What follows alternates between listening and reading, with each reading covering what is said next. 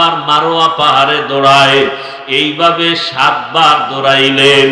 মা হাজেরা এমন ভাবে দৌড় দিছে, আমার মালিকের কাছে এত মজা লাগছে। আমার আল্লাহ ডেকে বলে, ও ফেরেশতা জিবরাইল,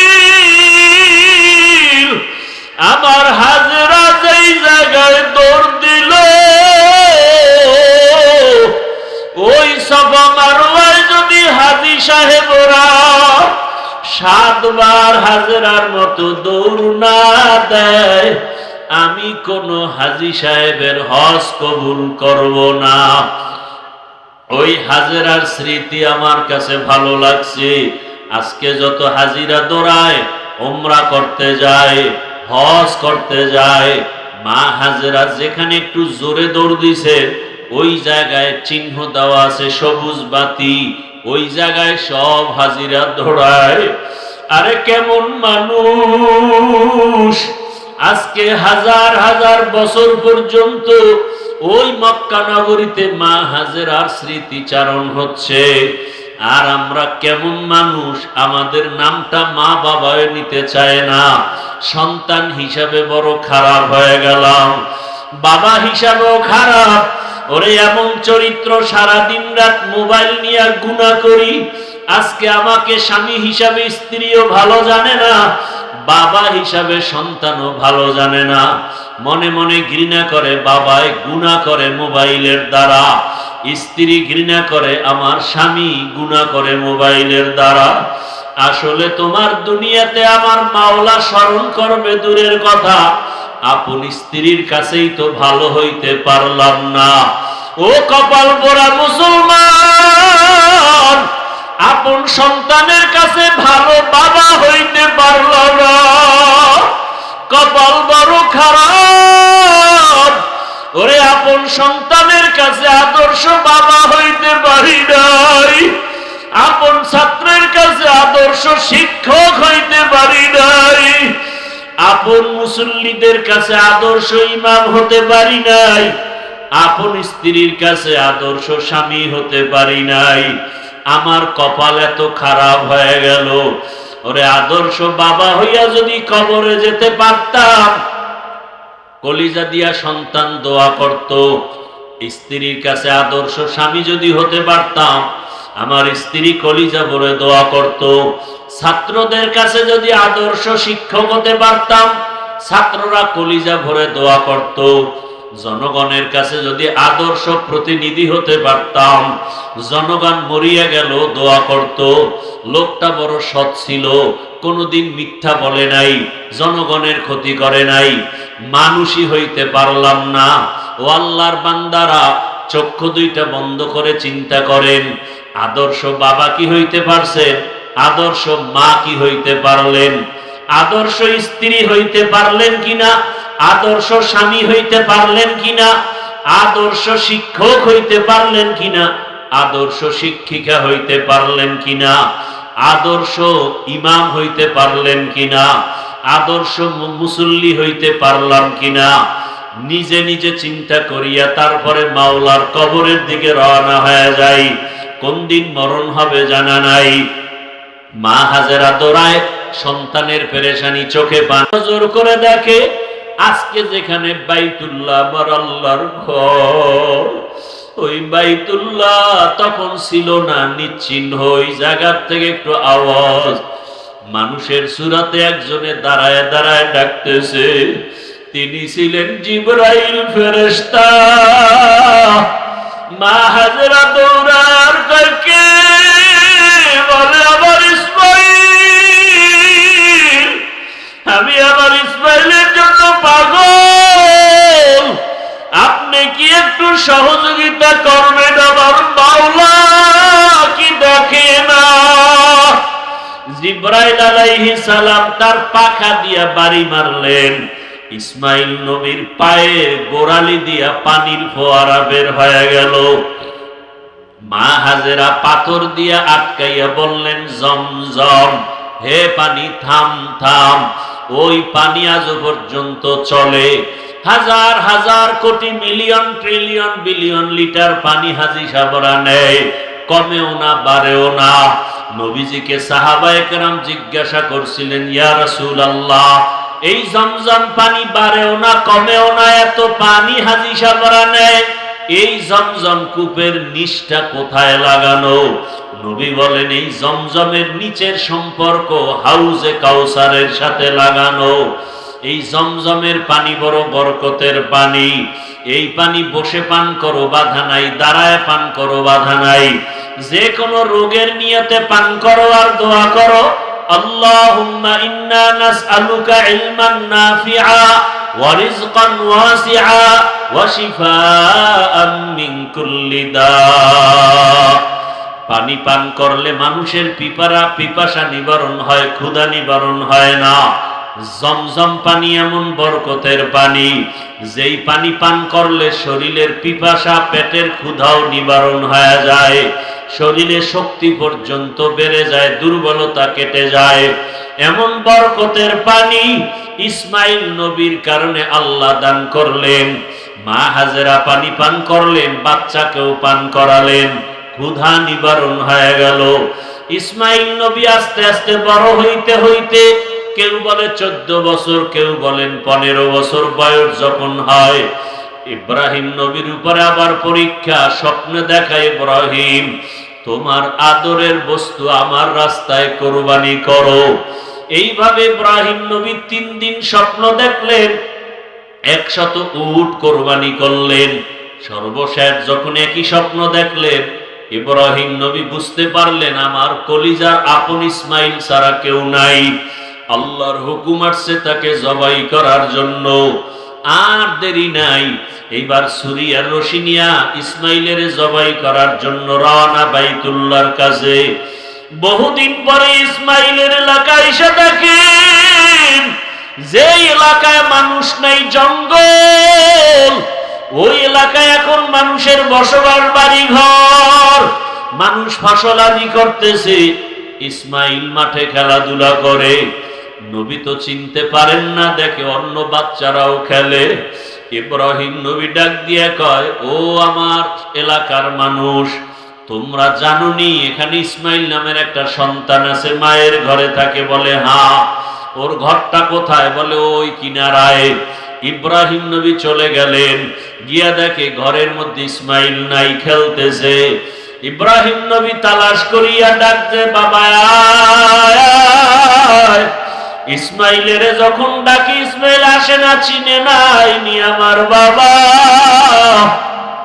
ইসমাইলের নিয়ে ঘরে গিয়া দেখে হাজেরার কান্না, সন্তানের কান্না, বহু বছরের বিরহের বেদনা, কলিজা ভরা মোহাব্বতের কান্না। ইব্রাহিম নবী চিন্তা করলেন, ভালোবাসার কারণে আবার না জানি আল্লাহ বেজার হয়ে যায়। মা হাজেরাকে হিকমতে বললেন, ইসমাইলের সাজাইয়া দাও কোরবানি করার জন্য। আরে দাওয়াতে যাব, মালিকের দাওয়াত। মা হাজেরা ভাবলেন, দুনিয়ার কোন মালিকের দাওয়াত, জবাই করার কথা বলেন নাই। মা হাজেরা ইসমাইলের সুন্দরভাবে গোসল করায় সাজাইয়া যখন বাবার হাতে তুলে দিলেন, মা হাজেরা বিদায় দিয়া দরজার কিনারায় দাঁড়ানো। ইব্রাহিম নবী হাঁটেন, ইসমাইল পেছনে হাঁটতেছেন। ইসমাইল নবী যাচ্ছেন বাবার সাথে দাওয়াতে। বাবা ইব্রাহিমের হাতে যে তরবারি, ছুরি আছে, ইসমাইল জানে না, হাজেরাও জানে না। ইবলিসের মাথা গরম হয়ে গেল, শয়তান ধোঁকা দেওয়ার জন্য ইসমাইলের কাছে গেল। ইব্রাহিম নবীরে ধোঁকা দিল, পাথর মারলো। দুইজনে পাথর মারার কারণে আল্লাহ তাআলা আইন করে দিলেন, কিয়ামত পর্যন্ত ইব্রাহিম আর ইসমাইল যেখানে পাথর মারছে, হাজী সাহেবদেরও পাথর মারতে হবে, না হয় হজ কবুল করা হবে না। এইভাবে করে করে যখন মিনা বাজারে চলে গেল, কোরবানি দেওয়ার জায়গা যেখানে এখন হাজী সাহেবরা কোরবানি দেয়, ওখানে নিয়ে ইব্রাহিম নবী ভাবলেন, আমার সন্তানটা কেমন আল্লাহর মোহাব্বতের একটু পরীক্ষা করি। ইব্রাহিম নবী বললেন, ইন্নী আরা ফিল মানাম আন্নী আযবাহুকা ফানজুর মাযা তারা। ও বাবা ইসমাইল, আমি স্বপ্ন দেখলাম তোমাকে জবাই করতেছি, বলো তোমার কি মতামত? সন্তান ইসমাইল সাথে সাথে জবাব দিয়া বলল, ইয়া আবাতি ফাল মা তুমার সাতাজিদুনি ইনশাআল্লাহু মিনাস সাবিরিন। ইসমাইল বলে, আব্বা জান, দেরি না করে স্বপ্ন তাড়াতাড়ি আপনি বাস্তবায়ন করেন, ইনশাআল্লাহ ধৈর্য ধারণকারীদের মধ্যেই আমাকে পাবেন।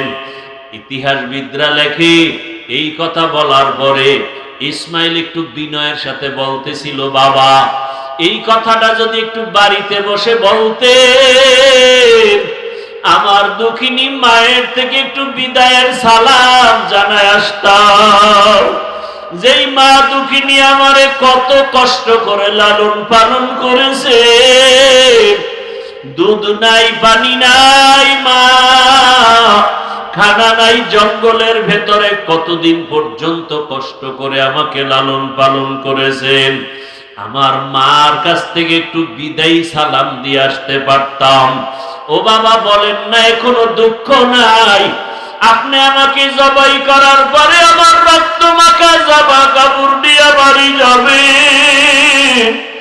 আমার মা যদি দেখে ইসমাইল নাই, আপনার কাছে প্রশ্ন করবে, ইসমাইল কই? আমার পক্ষ থেকে আমার আম্মা জানকে সালাম জানায় দিবে, আর বলবে হাসুরের ময়দানে মোলাকাত হয়ে যাবে। আব্বা জান, আপনি তাড়াতাড়ি আমাকে জবাই করেন, আপনার চোখ দুইটা বেঁধে নেন, কারণ জবাই করার সময় যদি আপনার নজর আমার উপরে পড়ে, মায়া লাগবে, জবাই করতে পারবেন না। ও বাবা, আমার হাতে পায়ে রশি দিয়া বাঁধে, যদি জবাই করার সময় যদি আমার হাতে পায়ের নড়াচড়া আপনার শরীরের মধ্যে লেগে যায়, তাহলে বেয়াদবি হবে, আল্লাহ বেজার হয়ে যাবে। ইব্রাহিম যখন ছুরি নিয়ে রেডি, আল্লাহ কয়, ছুরি খবরদার আমার ইসমাইলের একটা পশম যেন কাটে না। ছুরি যখন গলায় চালাইতে শুরু করলে, ইসমাইল নবীর একটা পশম কাটতে পারলো না। দ্বিতীয়বার আবার যখন পরীক্ষা করতে শুরু করলো, রক্ত হাতে না লাগা পর্যন্ত ছুরি চলবে। আল্লাহ ডাক দিয়ে কয়, জিবরাইল, আমি তো ইসমাইলের জবাই চাই না, আমি চাইছি তাদের অন্তরের মুহাব্বত। তাদের অন্তরের মুহাব্বত পরীক্ষায় তারা পাশ করেছে, তুমি তাড়াতাড়ি জান্নাত থেকে একটা দুম্বা নিয়ে যাও, ইব্রাহিমের ছুরির নিচে দিয়া দাও, আর ইসমাইলের সরায়া দাও। ও পর্দার আড়ালের মা বোনেরা, ও বৃদ্ধ বাবাজিরা, আমার কলিজার যুবক বাবারা, সামনে কোরবানির পরীক্ষা, ওই সন্তান কোরবানি করার পরীক্ষা। যদিও সন্তান জবাই দিবেন না, আল্লাহ আমাদেরকে পশু জবাই করার জন্য ব্যবস্থা করে দিলেন, তবে সন্তানটাকে জবাই না করলেও আল্লাহর পথে চালানোর কোরবানি তো দিতে হবে। নামাজে বাধা দেওয়া যাবে না। ও মা বাবারা, সন্তানটাকে বেপরদায় চলতে দেওয়া যাবে না, কোরআনওয়ালা বানাতে হবে। ডাক্তার, ইঞ্জিনিয়ার, প্রফেসর বানাবেন, তবে নেক আমলওয়ালা ডাক্তার বানান। কত ডাক্তার আছে নামাজ পড়ে, কত ইঞ্জিনিয়ার নামাজ পড়ে, কত র্যাব, আর্মি, পুলিশ, বিডিআরের চাকরি করে, নামাজি অভাব নাই। এমন একটা সন্তানকে আপনি চাকরিজীবী বানান, নামাজি চাকরিজীবী, নামাজ পড়বে, কোরআন পড়বে, মা বাবার জন্য দোয়া করবে। এতদিন যারা গুনার ভিতরে ছিলেন, তওবা করেন। ও আল্লাহ, ইব্রাহিম নবীকে যেভাবে পরীক্ষায় পাশ করায় নিয়েছেন, আমাদেরকেও পাশ করায় নেন। আমাদের সন্তানের পরীক্ষায় যেন আমরা ফেল না করি। ও যুবক বাবারা, তওবা করো, আর দাড়ি কাটবা না, নামাজ ছাড়বা না, বেপরদায় চলবা না। ইসমাইল নবীর মতো আল্লাহর হুকুমের সামনে নিজেকে কোরবান করে দাও। মরিয়া গেল, দাড়ি কাটবো না, নামাজ ছাড়বো না, মোবাইলে গুনাহ করবো না। ইব্রাহিম নবীর মতো বৃদ্ধ বাবাজিরাও তৈরি হয়ে যান, আল্লাহর হুকুমের সামনে আর কোনোদিন আমি বিরোধিতা করব না। মা হাজেরার মতো মা বোনেরাও তৈরি হয়ে যান। হাজেরা যেমন ইসমাইলকে আল্লাহর রাস্তায় কোরবানি দিতে একটু প্রশ্ন করেন নাই, বরং শুকর আদায় করেছেন। আপনারাও সন্তানটাকে আল্লাহর পথে চালান। ডাক্তার হবে নামাজি ডাক্তার, নামাজ পড়নেওয়ালা ইঞ্জিনিয়ার, নামাজ পড়নেওয়ালা একজন প্রফেসর। আল্লাহ সবাইকে তৌফিক দান করেন, আমিন। আলহামদুলিল্লাহি রাব্বিল আলামিন। ওয়াসসালাতু ওয়াসসালামু আলা সাইয়্যিদিল আমবিয়াই ওয়াল মুরসালিন ওয়া আলা আলিহি ওয়া আসহাবিহি আজমাইন। ইয়া আরহামার রাহিমিন, ইয়া আরহামার রাহিমিন, ইয়া আরহামার রাহিমিন। রব্বিরহামহুমা কামা রব্বায়ানি সগীরা। আল্লাহুম্মা ইন্নাকা আফুউন কারীম তুহিব্বুল আফওয়া ফা'ফু আন্না। আল্লাহুম্মা ইন্না নাসআলুকা রিযাকা ওয়াল জান্নাহ ওয়া নাউযু বিকা মিন সাখাতিকা ওয়ান নার। ও দয়ার মালিক, গুনাহের বোঝা নিয়ে আপনার দরওয়াজায় হাজির। আয় আল্লাহ তাআলা, আমরা সবাই গুনাহগার। মেহেরবানি করে আমাদের গুনাহমুক্ত জীবন দান করেন, আমাদের নেক আমল কবুল করে নেন। আয় আল্লাহ, হাতের গুনাহ, জবানের গুনাহ, চোখের গুনাহ, অন্তরের গুনাহ মাফ করে দেন। মোবাইলের গুনাহ থেকে হেফাজত করেন আল্লাহ। জাহান্নামের ভয় অন্তরে ঢুকায়া দেন। আয় আল্লাহ।